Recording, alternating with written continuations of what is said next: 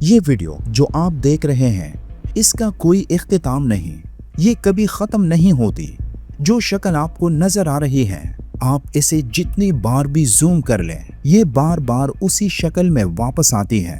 آپ زوم کرتے چلے جائیں، صدیوں تک کرتے رہیں، پھر بھی آپ کو اس کا اختتام کبھی نہیں ملے گا۔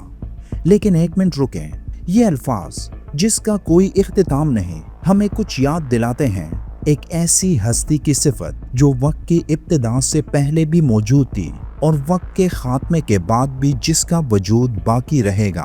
اللہ تعالیٰ کی صفت ازلی و ابدی۔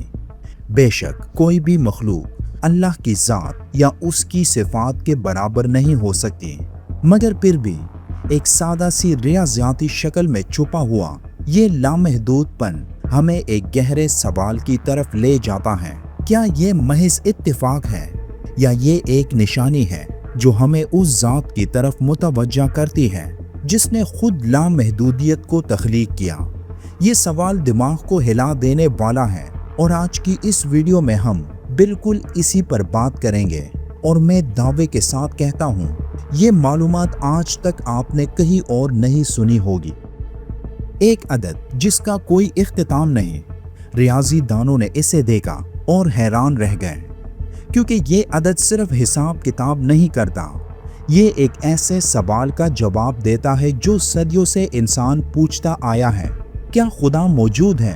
آج ہم اسی ریاضیاتی راز کی بات کریں گے جسے کئی بڑے سائنسدانوں نے اللہ کے وجود کی دلیل کہا۔ کیا خدا موجود ہے؟ یہ سوال شاید انسانی تاریخ کا سب سے زیادہ پوچھا جانے والا سوال ہے۔ کچھ لوگ کہتے ہیں خدا پر یقین رکھنے کی کوئی ضرورت نہیں، کیونکہ ہمارے پاس سائنس ہے اور سائنس ہر چیز کی وضاحت کر سکتی ہے۔ یہ بات کسی حد تک درست ہے۔ سائنس نے کائنات کے بہت سے راز حل کیے، ستاروں کی حرکت، زمین کی گردش، انسانی جسم کی ساخت، سب کچھ سائنس نے سمجھایا۔ مگر ایک بات ہمیشہ باقی رہتی ہے، سائنس ان چیزوں کی وضاحت نہیں کر سکتی جو اس کائنات سے باہر ہے۔ موت کے بعد کیا ہوتا ہے؟ یہ کائنات کیوں بنی؟ ان سوالوں کا جواب سائنس کے پاس نہیں۔ جب لوگ خدا کی بات کرتے ہیں تو وہ ایک ایسی ہستی کا تصور کرتے ہیں جو ہر چیز جانتی ہے، جو ہر جگہ موجود ہے اور جو ہر کام کر سکتی ہے۔ ایک ایسی ہستی جو ہمیشہ سے تھی اور ہمیشہ رہے گی۔ اب سوال یہ ہے، کیا ریاضی جو ہمیں اسکول میں پڑھائی جاتی ہے اس سوال کا جواب دے سکتی ہے؟ جواب حیران کن ہے، شاید ہاں۔ ریاضی دراصل اعداد کا علم ہے۔ یہ ہمیں بتاتی ہے کہ اعداد ایک دوسرے سے کیسے جڑتے ہیں۔ مگر یہاں ایک دلچسپ سوال پیدا ہوتا ہے، یہ ریاضی ہمیں کہاں ملتی ہے؟ آپ اسے چھو نہیں سکتے، آپ اسے دیکھ نہیں سکتے، آپ اسے چکھ نہیں سکتے۔ ریاضی صرف ذہن میں پائی جاتی ہے، ایک ایسا تصور جس کے بارے میں ہم سوچتے ہیں، اور اس تصور کی مدد سے ہم کائنات کے لامحدود مسائل حل کر سکتے ہیں۔ ریاضی صرف گنتی تک محدود نہیں، یہ سیاروں کی حرکت بتاتی ہے، یہ کائنات میں موجود ہر شے کے بارے میں معلومات دیتی ہے، ریت کے ایک ذرے سے لے کر ایک سیب تک، اور زمین سے لاکھوں گنا بڑے سورج تک، ہر چیز میں ریاضی چھپی ہوئی ہے۔ اب اگر ریاضی صرف ہمارے ذہن میں ہے اور یہ صرف اس کائنات کو بیان کرتی ہے جو ہم جانتے ہیں، تو پھر یہ آئی کہاں سے؟ اس سوال کے دو ممکنہ جواب ہیں۔ پہلا، ریاضی وہ چیز ہے جو انسان نے خود ایجاد کی تاکہ وہ کائنات کو سمجھ سکے۔ دوسرا، ریاضی پہلے سے موجود تھی، یہ کائنات کو کنٹرول کرتی تھی اور انسان نے صرف اسے دریافت کیا۔ اگر یہ دوسری بات درست ہے تو اس کا مطلب ہے کہ ریاضی کی ابتدا ایک ایسی جگہ سے ہوئی جسے ہم دیکھ نہیں سکتے، جسے ہم سمجھ نہیں سکتے، مگر وہی ریاضی ہمیں ہر چیز سکھا رہی ہے۔ کیسے گننا ہے، آسمانوں میں ستارے اور سیارے کیوں ہیں، سورج سے زمین پر زندگی کیسے قائم ہے۔ ریاضی دراصل کبھی نہ ختم ہونے والے اعداد کے مجموعے کا نام ہے۔ اب سوچیں، اگر ہم ان اعداد کو حروف کے لیے استعمال کریں تو ہمارے پاس کبھی ختم نہ ہونے والے حروف کا مجموعہ بن جائے گا۔ اس کا مطلب یہ ہے کہ دنیا کی ہر کتاب جو کبھی لکھی گئی وہ پہلے سے موجود تھی، ریاضی میں انکوڈ شدہ، اور دنیا کی ہر وہ کتاب جو مستقبل میں لکھی جائے گی وہ بھی پہلے سے موجود ہے، کیونکہ وہ حروف پہلے سے موجود ہیں جن سے یہ کتاب لکھی جائے گی۔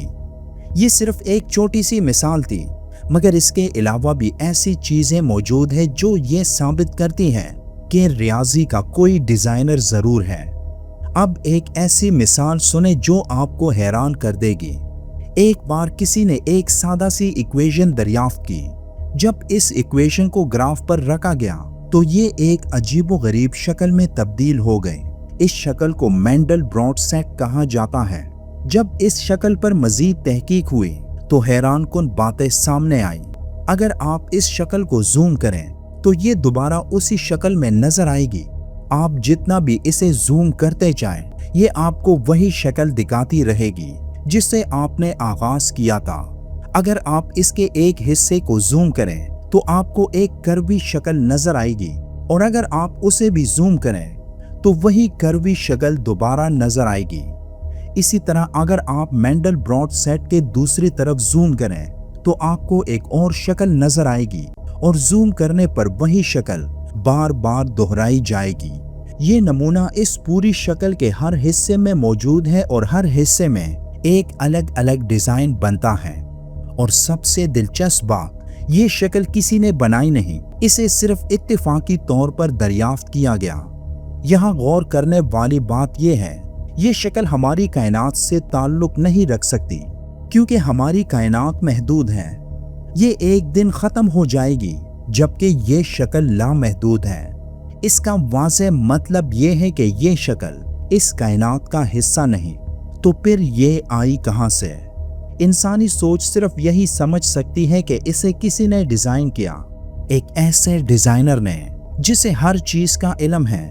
سوچیں، اگر ریاضی صرف ذہن میں پائی جاتی تو اس کی ابتدا بھی کسی ذہن سے ہوئی ہوگی۔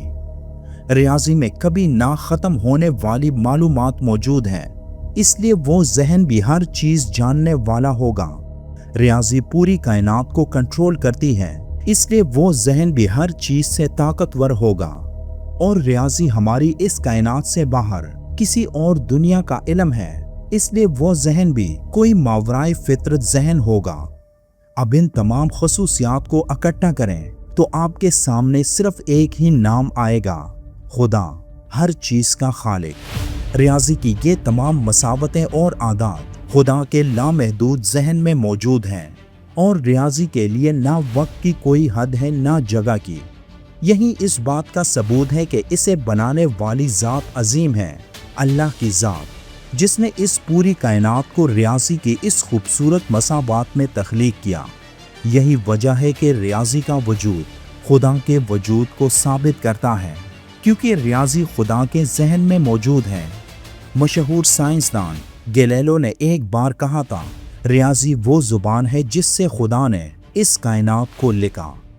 تو اگلی بار جب آپ کسی عدد کو دیکھیں، کسی مساوات کو حل کریں یا کسی شکل کو زوم کر کے دیکھیں، یاد رکھیں آپ صرف ریاضی نہیں دیکھ رہے، آپ اس ترتیب کو دیکھ رہے ہیں جو ایک عظیم ذہن نے اس پوری کائنات میں رکھی۔ اگر یہ ویڈیو آپ کو پسند آئے تو اسے شیئر کریں اور بتائیں، کیا آپ کے خیال میں ریاضی واقعی خدا کے وجود کی دلیل ہے؟